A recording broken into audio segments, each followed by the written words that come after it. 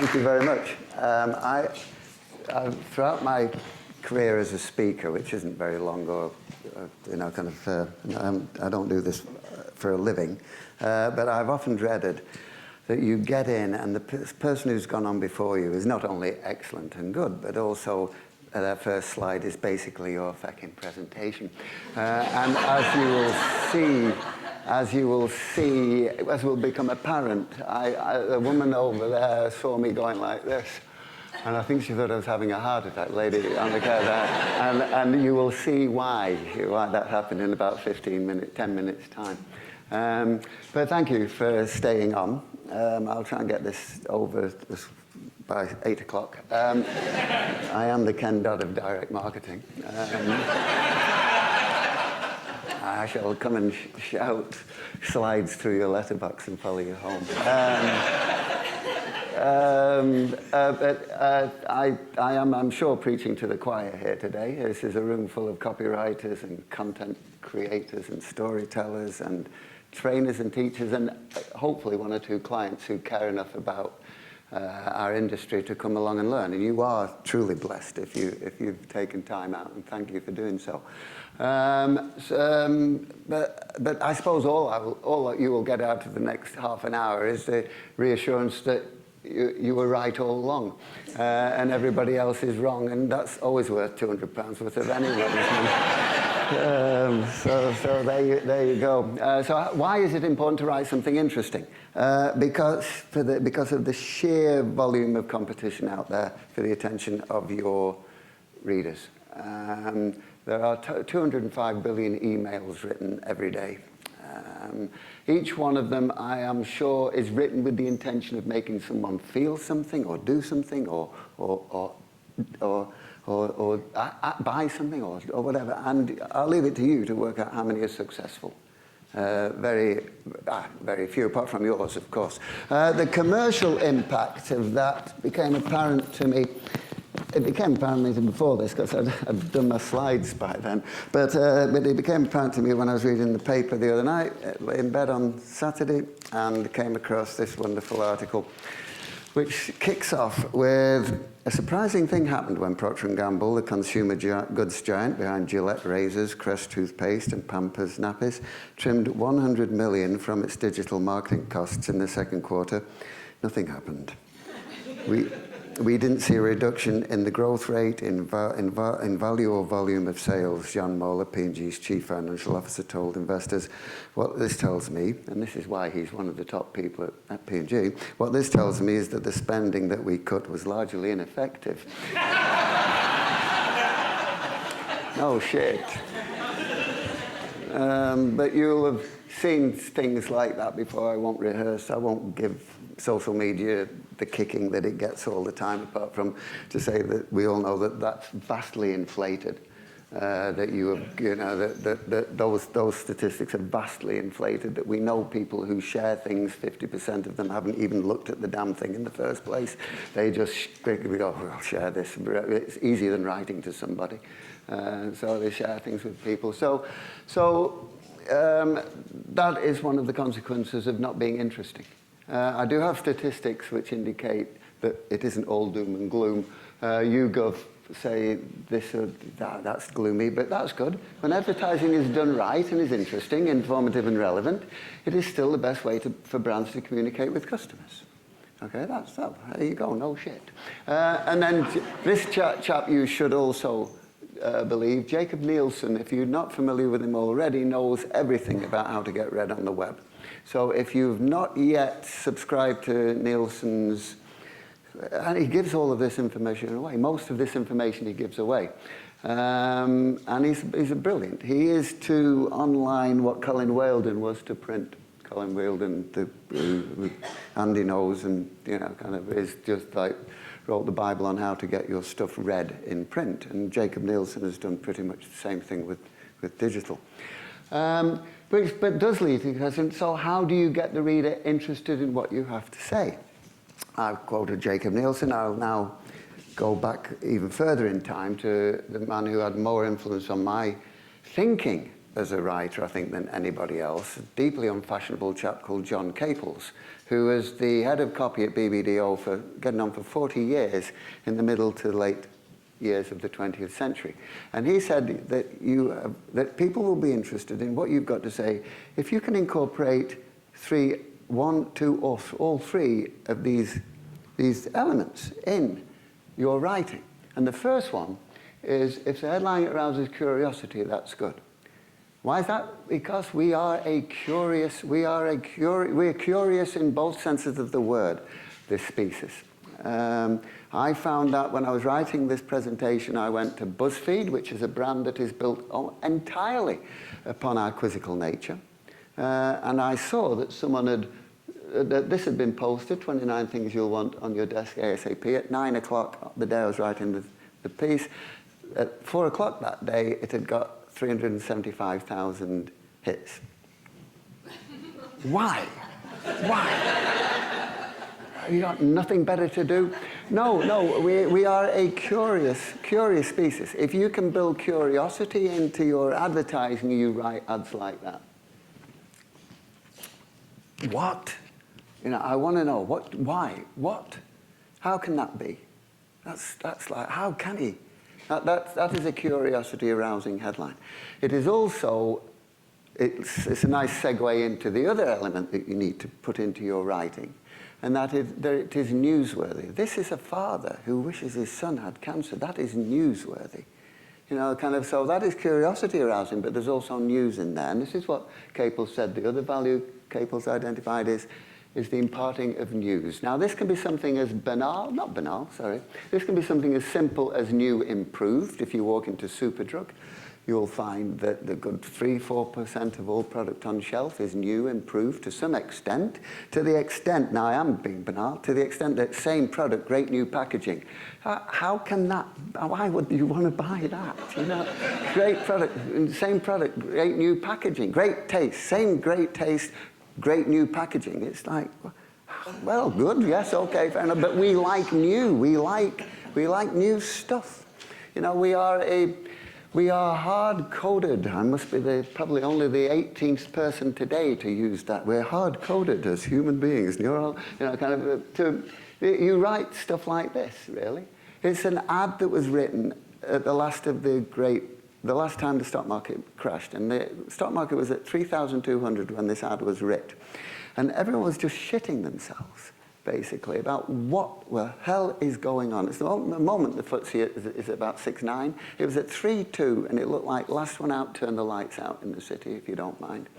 And this was aimed at 70-year-old widows who didn't have another chance to ride out the next room. And it screams out, hey, you old bugger. The choice of type, the Fournier and Mrs. Eves, the amount of copy, because if this is my last chance to get any money out of the stock market, I'm absolutely avidly curious about what you're talking to me about. And this was a newsworthy ad to the extent that by 10 o'clock of it appearing in the run of the paper in the National's Newsnight had rung up Phil Wagstaff, the sales manager of M&G, and said, what are you playing at? How irresponsible can the city be to be encouraging people to come and invest and squander more money in the market? And it was a newsworthy ad, and of course it gave Phil Wagstaff 11 minutes of commercial airtime to explain buy low, sell high. The basics, buy low, sell high. And you said buy low, sell high. But that's the secret of investing, ladies and germs. Buy low, sell high. That's it. We are constantly on the search for news. It is a survival mechanism. This is Deirdre Barrett, Doctor of Psychology at Harvard.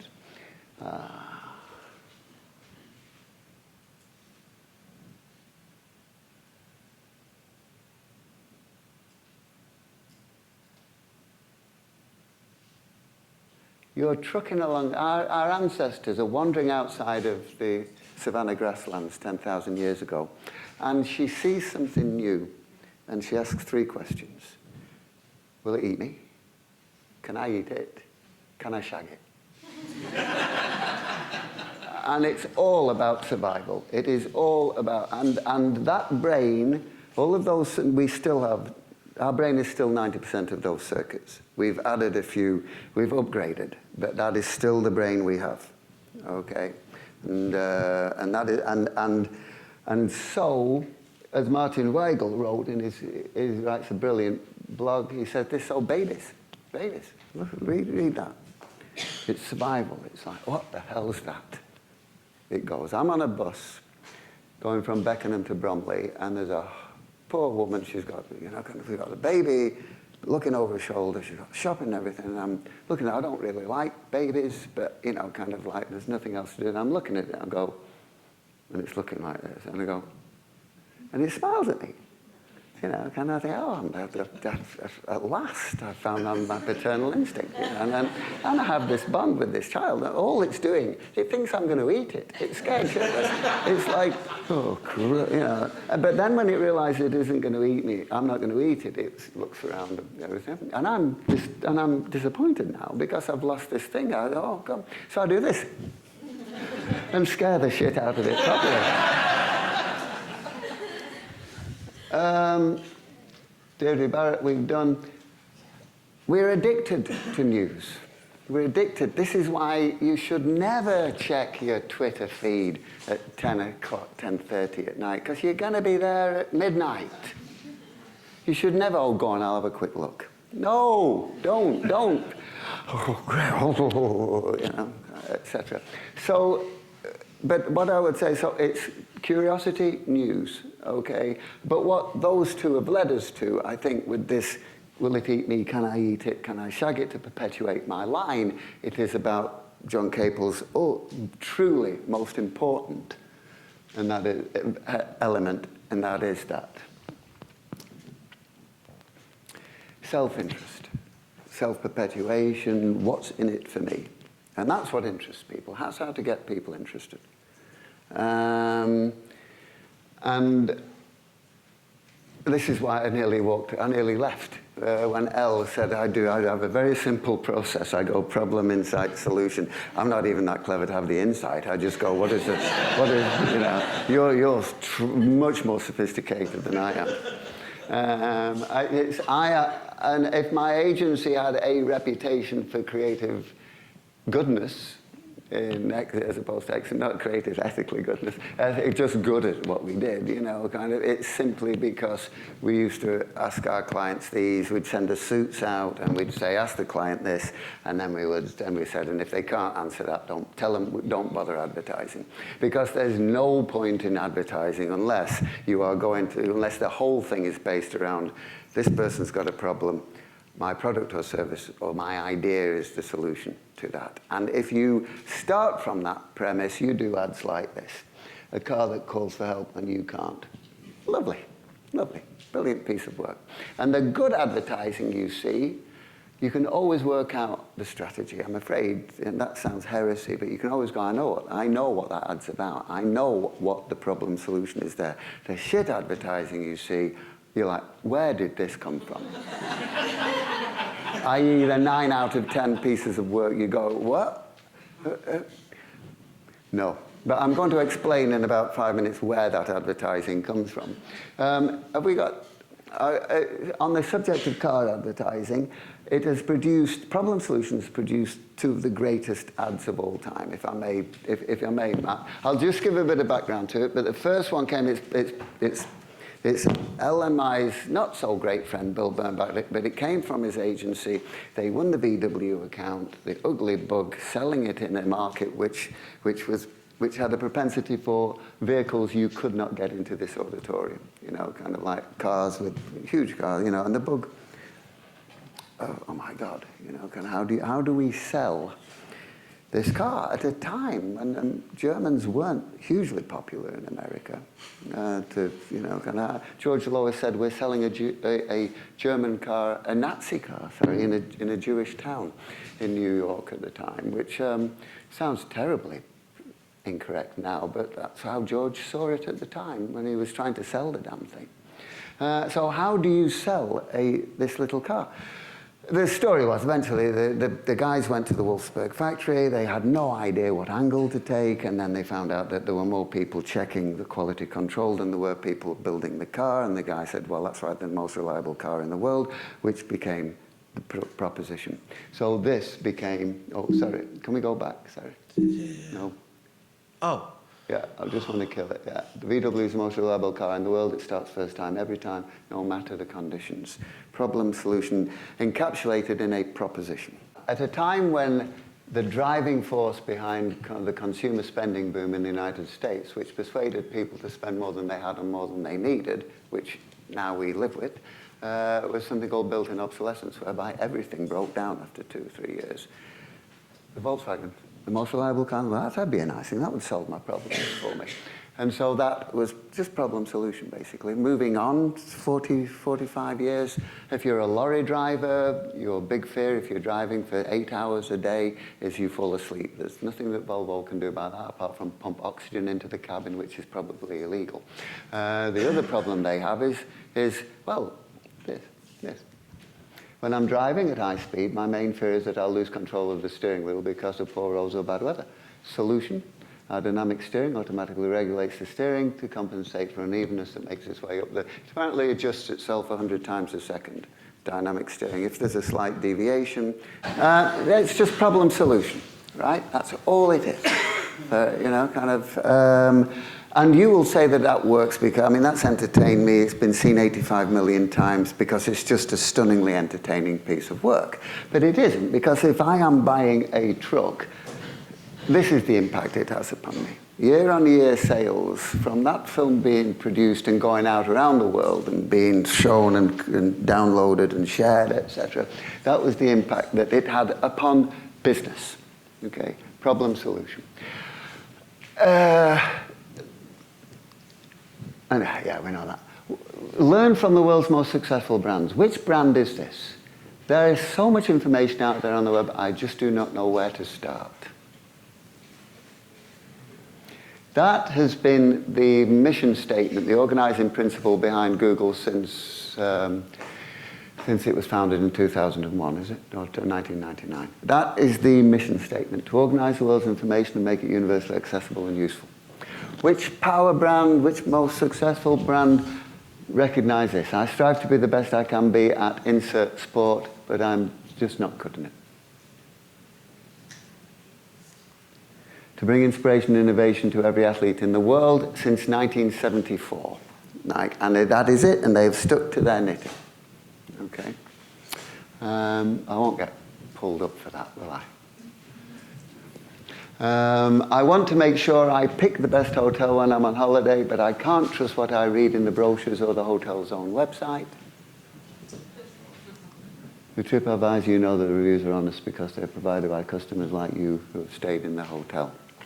And then this final one, this final example, was 2 guys who had tried to create a unicorn and failed and fallen foul of the courts and everything. We're at a meeting in Paris for aspirant, you know, kind of digital megastars and whatever, and they'd been out for a restaurant.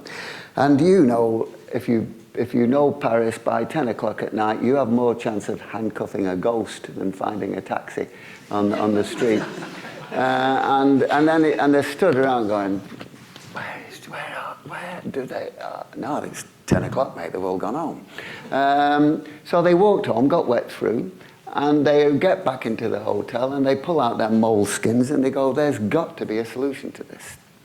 Hence Uber. And that is how Travis Kalanick and his mate created that brand through something they experienced. Simple as that. Final history lesson. By 1980, after IBM decided that they were going to go like gangbusters into the personal computer market, they forced everybody out. They did in the US and they did in the etc.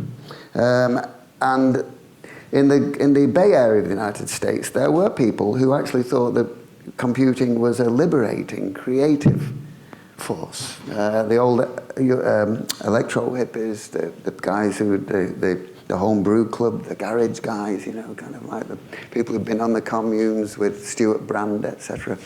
and he's a Woolworth catalogue. And they felt that computing could be creative, but the problem being experienced by the mass of people was this. Oh, you got that one. If I buy a computer, I have to take what IBM want to give me. Okay? And what Jobs and Wozniak came up with was that, a computer for creative free thinkers. Okay? And that is the positioning, that is the solution they've been providing people ever since, from the fabulous MT Rainey planned ad 1984, with which I'm sure you're all familiar, right through to this, which is my favourite, if we may, Matt. And for copywriting, it's just a wonderful piece of work, absolutely wonderful piece of work.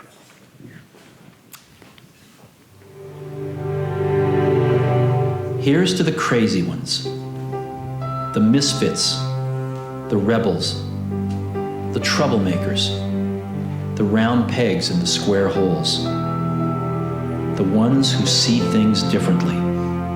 They're not fond of rules, and they have no respect for the status quo. You can quote them, disagree with them, glorify or vilify them. About the only thing you can't do is ignore them, because they change things. They push the human race forward. While some may see them as the crazy ones, we see genius. Because the people who are crazy enough to think they can change the world are the ones who do.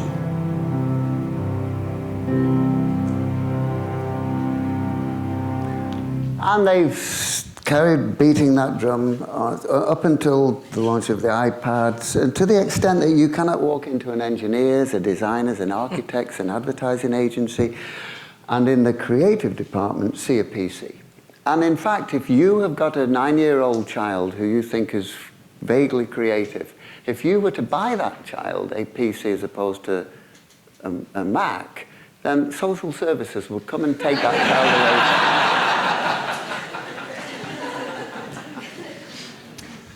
Clients, and this is why we have 9 out of 10 work is bad, okay? Because clients often ignore the customer's problem. When I used to describe this to my clients, I used to go, well, we'll go in and solve it. All we'll do is do ads that, we'll do ads that sell people. We can help you with that problem, And they said, great, you're going to help me with my problem. I said, no, I'm not going to help you. I am indirectly, but I'm not going to. And they think you're going to help them with 60% of customers haven't signed up to pay by direct debit yet, or like-for-like sales are down 5% this first quarter. No one can recognize the pack in the supermarket shelf. Customers are redeeming investments for you. You'll write an ad about that, will you? I say, no, we won't. We'll write an ad that says, the best just got better. That's you. Or tomorrow's technology today, or seeing is believing, or expect the unexpected, or have you seen one you like yet? It's all which explains this classic that I saw on Blackfriars Bridge, and it's dishonest because agencies know that this is. The agencies know that they're selling it to, when the client moans and sighs, show his product twice the size. If he still should prove refractory, show a picture of his factory. Only in the direst cases should you show the client's faces.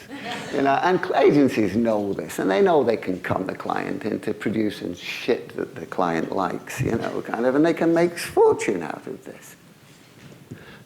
So this is what happens. So I'm on Blackfriars Bridge. And I see this ad. It's a 6-sheet. It's a 6-sheet. Last summer, I was the only person I knew who didn't do the ice bucket challenge. 5 months later, I was diagnosed with motor neuron disease. Michael, age 34. There is no cure for Michael's MND.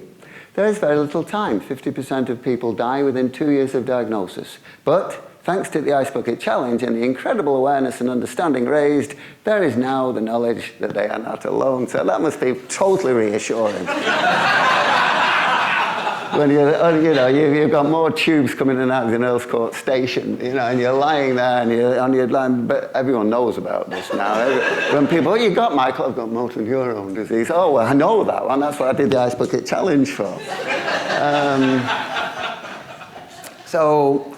But you can just, like I said, you look at an ad and you work back, what is that about? And what that is about is that they got the research back and in the marketing department, and it showed that 99.9 people knew about the Ice Bucket Challenge and did it, and the 1% knew about MDNA. So we will have to rectify that by doing an advertising campaign that tells everybody that the Ice Bucket Challenge was for MDNA,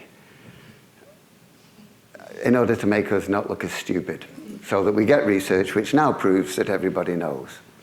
It's like, it's disgraceful, kind of, and it's a shame for dear old Michael as well, that he lent his face to something that was an arse covering exercise by the client.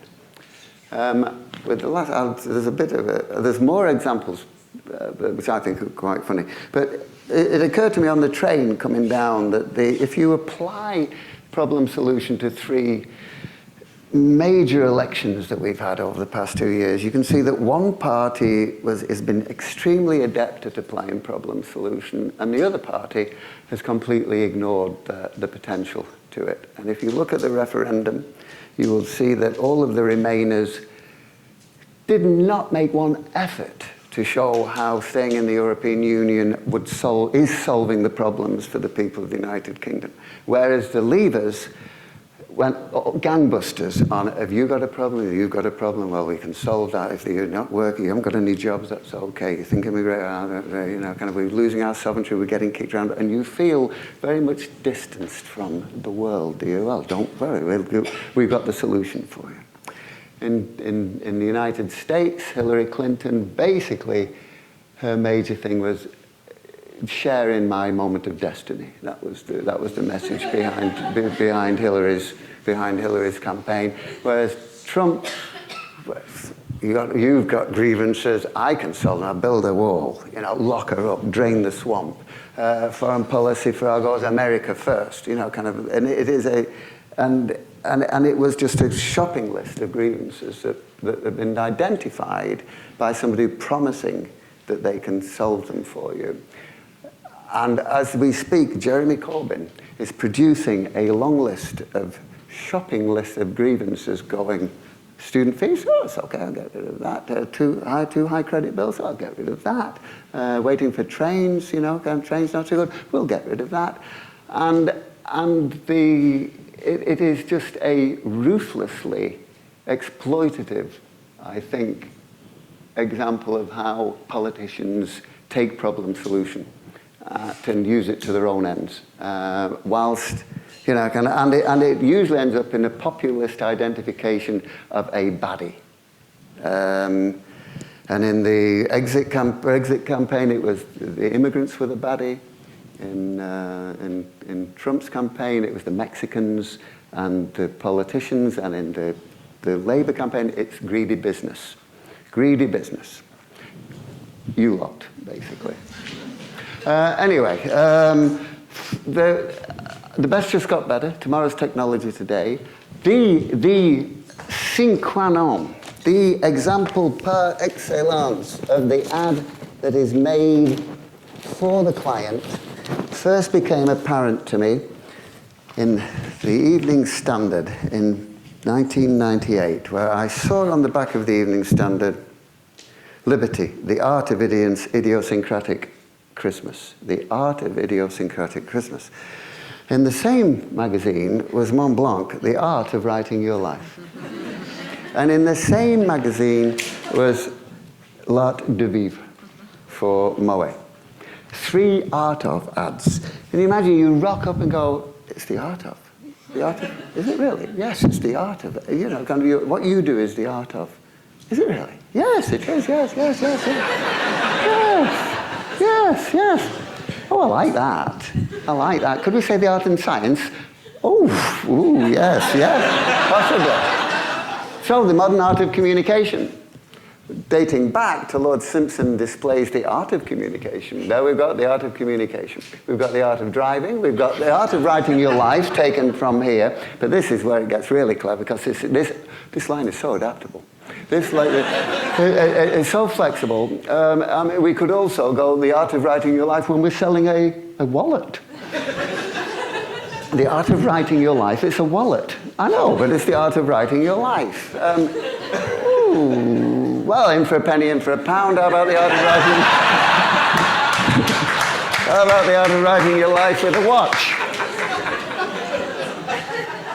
Well, they're doing it. Well, Cartier are doing it. They're doing it. Oh, and that's okay. Cartier are doing it. Yes, drop it. The art of being unique. No irony intended. The art and mechanics of Horace Atelier. I have no idea what that means. Handmade. I think I just threw that in because it's one of the ads that if they won't buy the art of, show a tailor just doing something, and then it's there. Tailor-made, handmade, precision-made, just for you, customized. The art of Cannes, the art of Mr. Chow, the art of living in Italy, the art of individual dressing, the art of Italian style, the art of storytelling, the art of good hospitality, or is it a science? Got it.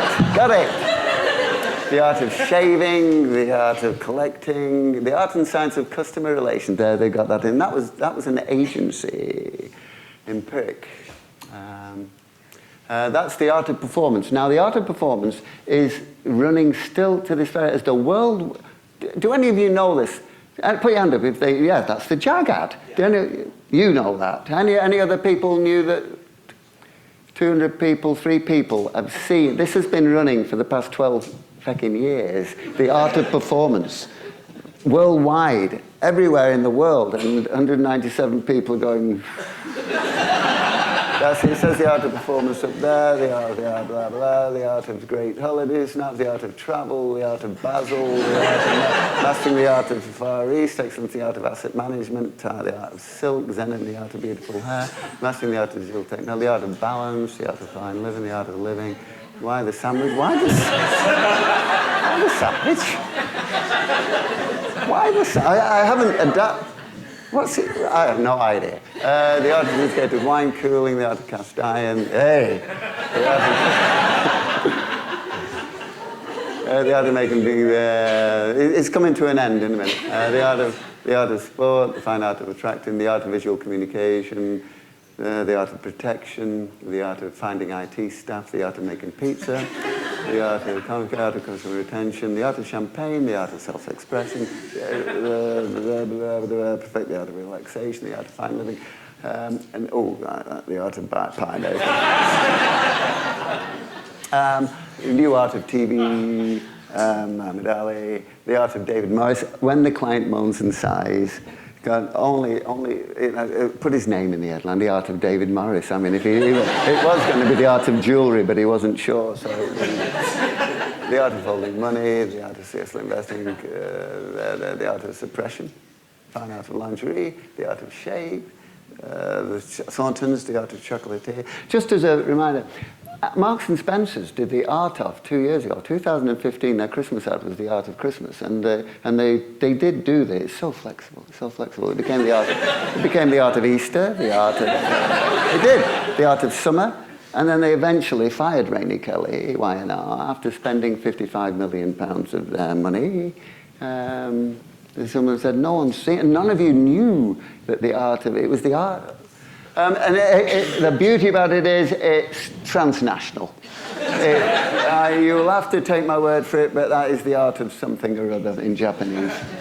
That's in French. Some of you will pick that one up. The art de gourmand, and that's Spanish for you. There you go. And then finally, final flourish is the art of casing and enclosures. This is all one magazine, by the way. Starting now.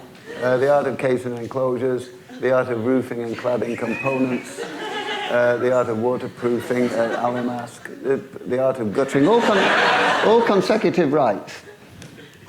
The art of external wall insulation, There you go, there they are, the art of building. They nailed it, those guys, they nailed it.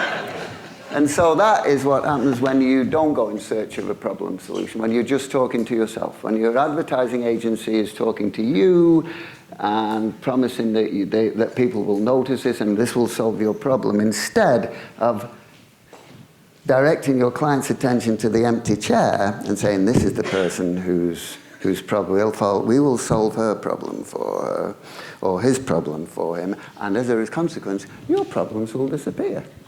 And so that's it. That's how to be interesting. Thank you.